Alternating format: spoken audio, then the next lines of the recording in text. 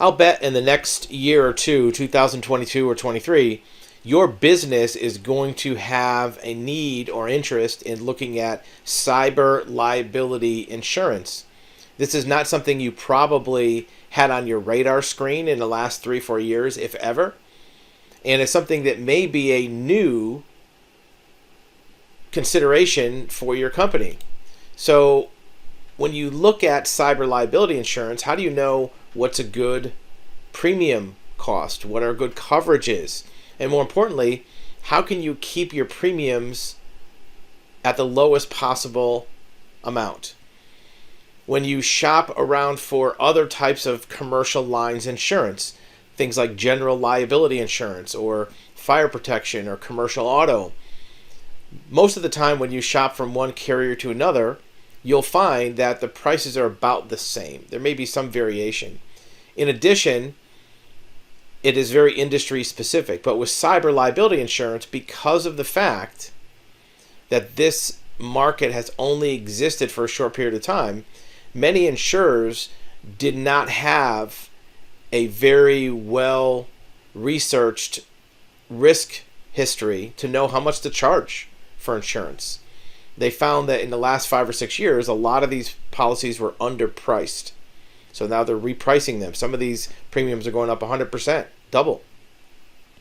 So how do you keep your premium policy lower? Well, the easiest way to do it is to buy a policy and listen to what the insurer tells you. Buy a policy from the biggest company that you can find, because they will have the most data.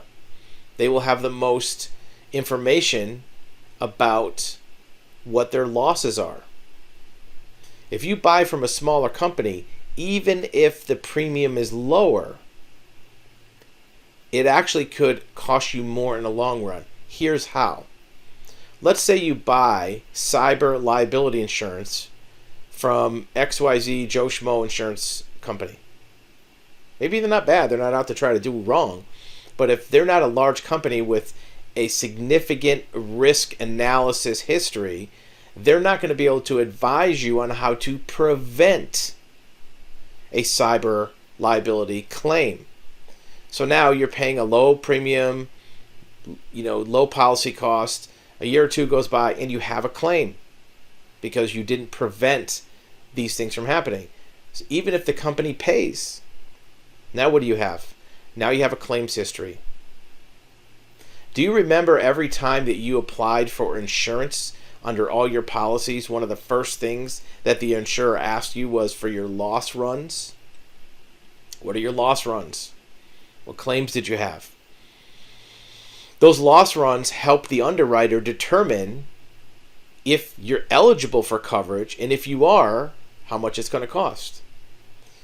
So if you buy cyber liability insurance from a company that does not have really good preventive measure knowledge, you're more likely to have a claim because nobody really has the experience in doing this. Now you're going to go to renew your policy or maybe go to another company and you can have a claims history and you might give it non-renewed, you might not be able to get a policy, or it's going to be through the roof. If you buy insurance from a larger company, even if the rate's a little higher, it may not be higher, it may be lower. That company is more likely to be able to advise you on what things to do to prevent losses. They're going to be experiencing losses every single day across their portfolio, across their book of business. Every time they have a claim, they're going to see, how the heck did this happen? What went on with our insured? Oh, they came in through this firewall. Oh, this type of router has a problem. They got an email from a LinkedIn phishing account. Whatever it is, they're going to know how these things happen. And they're going to send you an email every week. Hey, lock down this router. Don't let your employees use this type of password. Whatever it is, they're going to know. And they're going to tell you. There will be very easy things to implement in your company. And if you implement them, you'll be less likely to have a claim. So you'll be able to keep your policy in place. You will not get non-renewed. You'll be less likely to have a claims history, which would put your rates through the roof later. And more importantly, you won't have a claim or loss to begin with, because even if you have insurance for any type of a loss, whether it's fire, theft, damage, cyber liability, slip and fall, anything, even after the claim is paid and all the dust settles, you still wish that it didn't happen. You don't come out ahead. The policy might pay you for some of the losses and some of your business interruption, replacement value, whatever it is, but you still have to go through that process. And there's going to be deductibles. There may be loss of business that isn't covered. So by avoiding the loss to begin with, you have so many advantages. One is you don't have to deal with the hassle of that event to begin with. Second, your policy will remain intact because you don't have a loss ratio. And you'll be able to shop among a larger range of markets in the future. If you're working with a broker or your agency has different markets that they draw from to provide you with options for coverage, having no losses will have a wider range of options available to you 2, 3, 5, 10 years from now.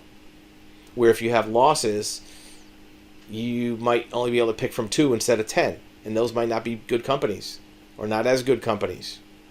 Might not have as good coverage. The rates might be higher, might have higher deductibles. So by working with a larger insurance, especially with cyber liability,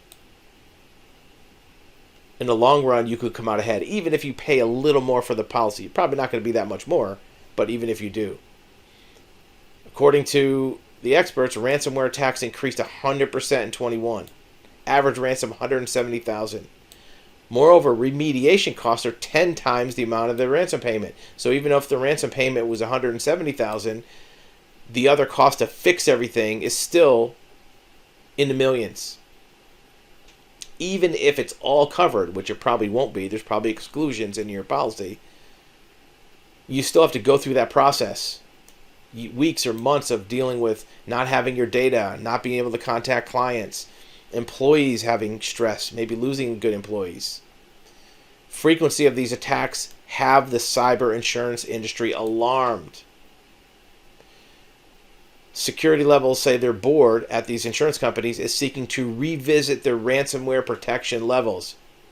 Who do you think that is going to be the first ones are going to drop or non-renew? The ones who had claims or the ones who are new customers? Ransomware has been the highest profile risk in cybersecurity. Market has hardened, meaning that there's less availability of coverage. Insurers have withdrawn. It's tougher for customers to get insurance at all, let alone good value on a policy. If you are already in place with a good insurer, you're much more likely to be able to retain this type of coverage. Organizations will have to make a shift and prove the strength of their cyber protection level to insurers to drive premiums down. Most businesses are willing to do this, but are not ready to. The reason why you're not ready to is because they don't know what to do. You as a business have enough to think about with your own industry. How do you get more customers? How do you manufacture your product? How do you keep employees? You don't have the ability to keep up with the different cyber protection things that are out there. You don't know about them. They don't happen to you, which is good. But if you're in with a good insurer who can tell you what you have to do and help you do it in some cases, that'll make your job and your life a whole lot easier. So look to get cyber liability insurance sooner than you thought you would want to, because it might be easier to get into the market now than 2 or 3 years from now. And once you have good coverage with a larger carrier, you'll have set yourself up for better protection down the road. Look, a lot of the companies from the 1920s and 30s that were the first to get fire insurance protection from the fire insurers had less likelihood of their place burning down because they knew you should put in a sprinkler system. Make sure you don't put oily rags next to the heater. They knew what caused fire, so they protected these companies. The same is happening within the new infancy industry of cyber liability. So use that to your advantage. You can come out ahead. It's also a competitive advantage. If you're doing this and your competition is not, you're going to be less likely to be the one shut down for 2 or 3 days because your servers got hacked, where your fiercest competitor is going to lose that valuable advantage, and you might be able to leapfrog ahead because you're safe and secure and you don't have hackers locking down your servers or breaking all your technical connections.